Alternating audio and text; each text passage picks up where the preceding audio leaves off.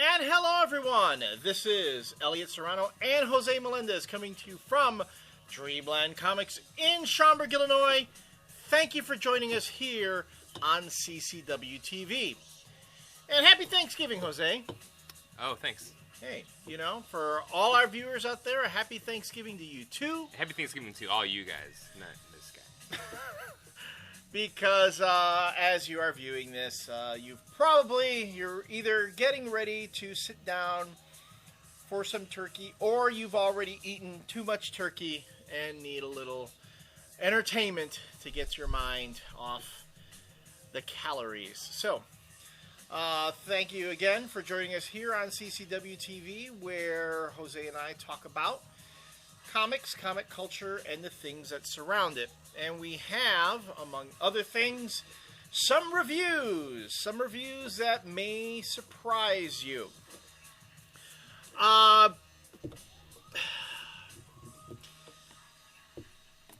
got hate mail. I don't know if you saw that. I actually got some hate mail last week, and if you check out the Geek to Me blog, you will see what the nature of the hate mail was. But I gotta say,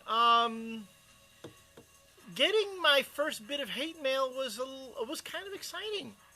It was really pretty exciting. I got many congratulations from people for getting hate mail. Because when you get hate mail, that means you've arrived. You didn't write that, did you? No. But, not to steal your thunder, Yeah. but the next day on the blog, I myself got a little bit of something special from somebody. Yeah. I'm sorry, who was that? I don't know. No? They didn't Did you see it? You mean a posting? Yeah. Oh, It was a comment that somebody had made directed towards me. On which entry? It was an older post. It was the Spider-Woman. Oh no, I don't go back that far. Yeah. I keep it. But it shows up as a new comment though when people put it up. Cause, it's true.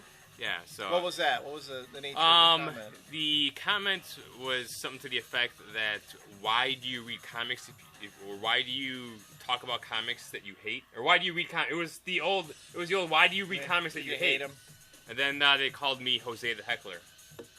Oh, but see, I think that's okay. Remember a while back. But they were really mad that I ripped on Spider-Woman. Oh no, yeah. It's the Bendis the Bendis contingent, which is we've said it time and time again. We do realize that we are kind of like that minority that doesn't like a lot of what Bendis is doing these days, and we've also said that we were once really big Bendis fans, and just really disappointed at how his work has kind of degenerated over time. And we've kind of stopped talking, like, we haven't reviewed a Bendis book on here in a while. I've been reviewing Bendis books on the blog, but we haven't actually done one on the show. So, just for the Bendis fans, we're going to do one today. We're going to do one today. And there was actually also a comment on the blog in regards to my posting of the Bendis tweets. Yeah, that's probably what you thought I was talking about, right? Yeah, the Bendis tweets. Where one of our viewers, took a little exception to it, kind of like all come on already. They were like kind of tired of it, and I read it, and I agreed to. I don't know how you can get tired with Bendis bashing though. Well, it's just something that never falls out of style. It's like picking at. Well, what was the comment was to the effect that we were picking on the girl in class who developed too soon, which was. I never picked on that. I never did, but it's like... If anything, I try to make friends with that person. Really? But to call Bendis... That was essentially saying that Bendis is kind of an outsider, where, he's like the geeky guy in the industry who everyone looks at funny and kind of makes Except that Marvel completely revolves around him. Yeah, he is... And my response to that was, come on, let's be real. Bendis is really the equivalent of the captain of the football team. So, no one ever feels bad. And you're the girl who just started to develop. Yes, actually, I am. That's more. The problem was I didn't really develop the good stuff. I would just get hairy all over. It's just that was my problem growing up. I didn't really. My voice didn't start changing until I want to say 22, 23, something like that. Well, you were in Kiss 25. You didn't have your first kiss until you were 25. 25. I did not kiss my first girl till 25. That was pretty funny. Actually. That was reference to the hate mail that Elliot got sent at the Red Eye. And you know what? And he's seen my videos. Because what did he call me? He called me Fat Boy. No. Now, we know, people who watch this show know that's a nickname of mine from way back, from when I had some trolls on the CCW boards called me Fat Boy, because I called myself Fat Boy. So that was someone I know has been watching the videos, so that was kind of pretty funny. I was like, oh, wow, it's spreading out. Well, anyway, that's just a kicker. It was a kicker, and it made for an interesting week for us. Speaking of Brian Bendis, why don't we just jump into this real quick? Let's do it. Dark Avengers number 11. And you guys know I haven't been reading Dark Avengers because I got really frustrated with the book. In fact, I have dropped all of the Bendis Avengers books just for the simple fact that it just hasn't kept my interest. It's the books cost $3.99 a piece. And I was, for my own purposes, for me to justify getting these books, it wasn't giving me enough story. So I dropped the book. So when I first walked in today to set up for these recordings, Jose said, dude, you've got to read Dark Avengers. And how did I respond? I said, why are you going to make me do this? And I will hate you. Don't make me hate you. I don't want to hate you after this. But the reason I told you is because I wanted to do it for them. Right. Because we haven't reviewed it in a long time. We haven't reviewed a Bendis comic, especially Dark Avengers, in a while. That's true. We've talked about it, but we haven't actually reviewed one. Yeah, we haven't. You've reviewed it on the blog. You and I have not talked about it. Again, I haven't been reading it, while you have been making the supreme sacrifice of reading the book. I have this sneak suspicion, though, that you actually have a subscription. You get them right from Marvel, so you don't actually buy them here. So I don't know that you're buying them, but I secretly think that you still get New Avengers and Dark Avengers from Marvel. I have another shop. Well, I picked up Dark Avengers number 11, and it's the first thing right off the bat that is revealed as something that we had talked about before. We had mentioned on the blog, and something that Jose even told me off camera before this. The Molecule Man is not Norman Osborn's ace in the hole in regards to keeping the Cabal in line. So Marvel Man so it could be Marvel is Man. Still in play. And again, if a Marvel does that with Marvel Man, I think that will be the biggest mistake they could do with that character. It would be a tremendous mistake. So what happens here? In Dark Avengers number 11, Norman Osborn and the Dark Avengers have kind of been whisked away to another dimension by the Molecule Man. The cliffhanger from the last issue, if I am to understand this correctly, we thought it was the Molecule Man with Loki and the Beyonder and the Enchantress. And who else? Mephisto and Dormammu. No, it's not Dormammu. It's somebody else. Somebody else. So you thought that you had like this total badass Zarathos. That's the Ghost Rider's demon, isn't it? I believe so. Yeah. You thought you had this total badass celestial evil powers united against Norman Osborn, which actually would have been really cool. Turns out it's just the Molecule Man.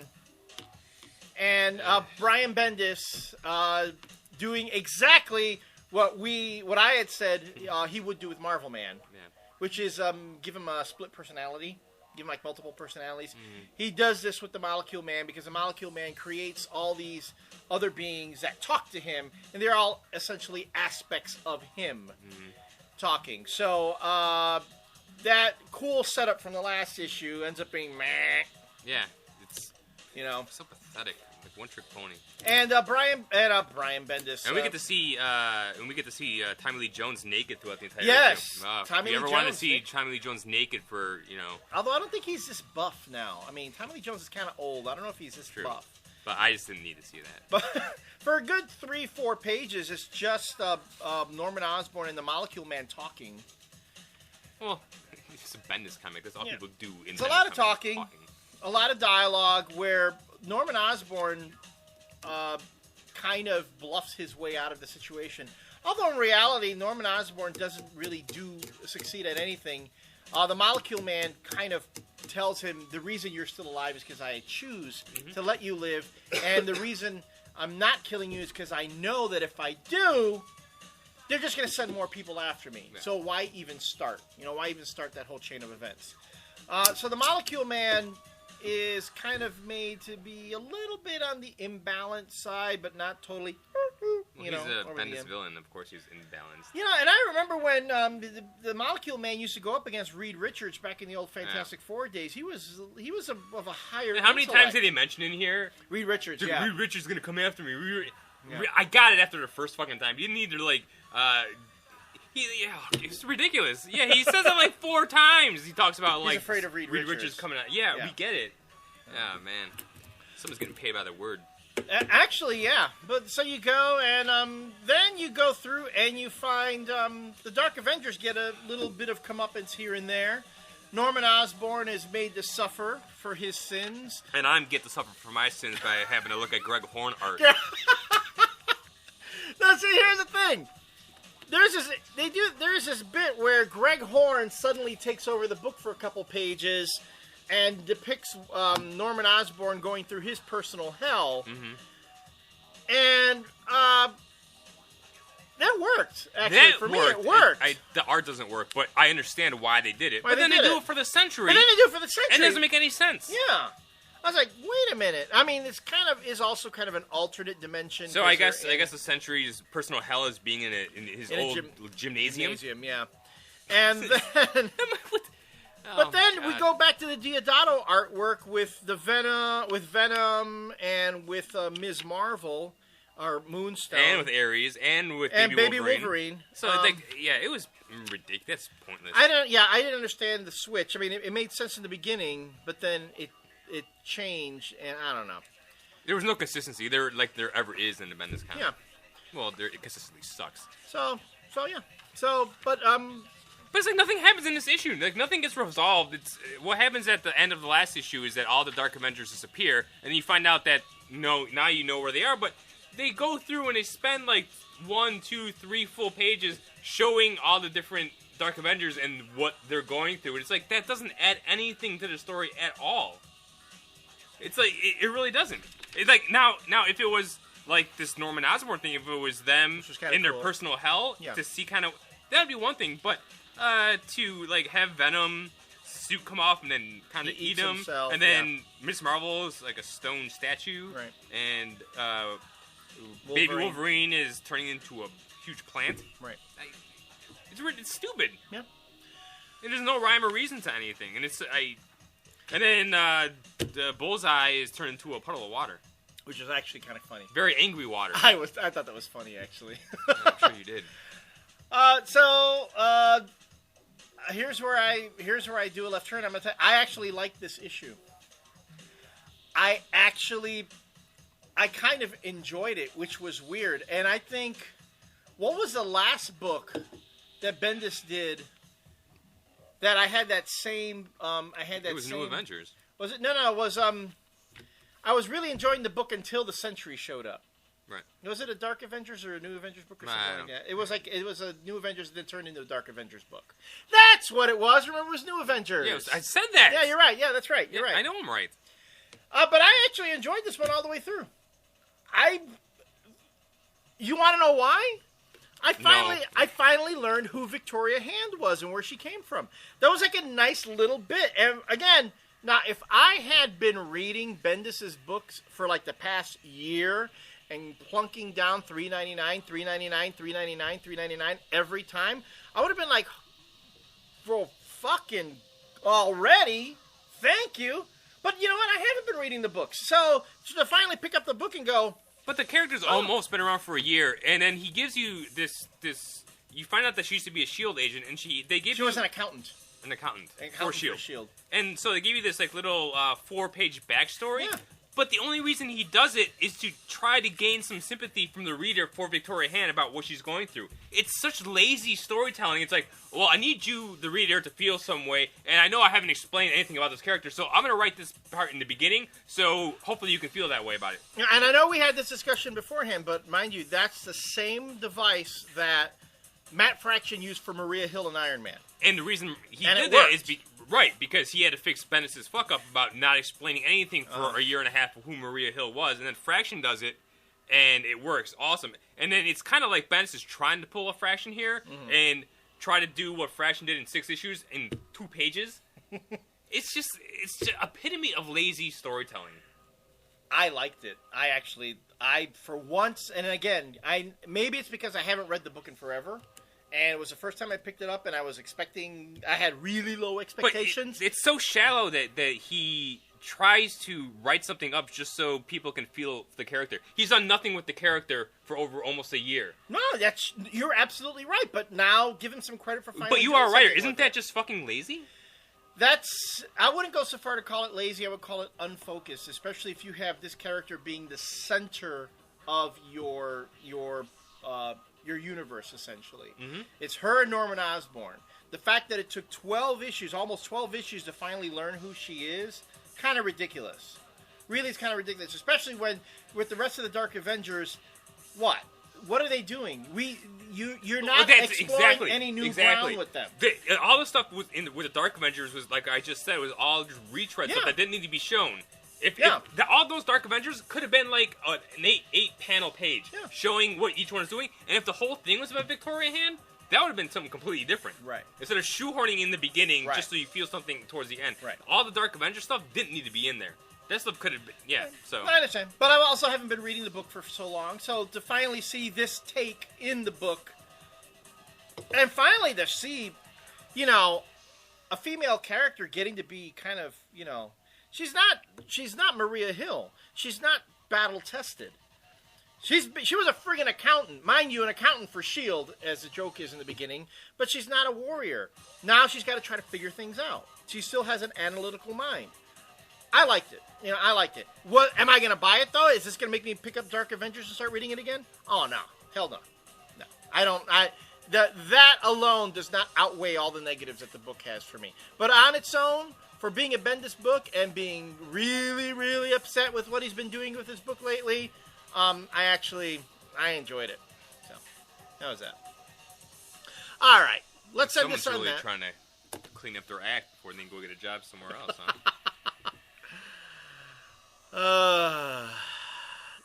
And I know some people are thinking that. When we come back, we'll switch gears, and we're going to do an about face on another book that we kind of really didn't like. So, we're both doing an about face, not just me. You'll have to come back in the next segment to see. Happy Thanksgiving, everyone. We'll see you back.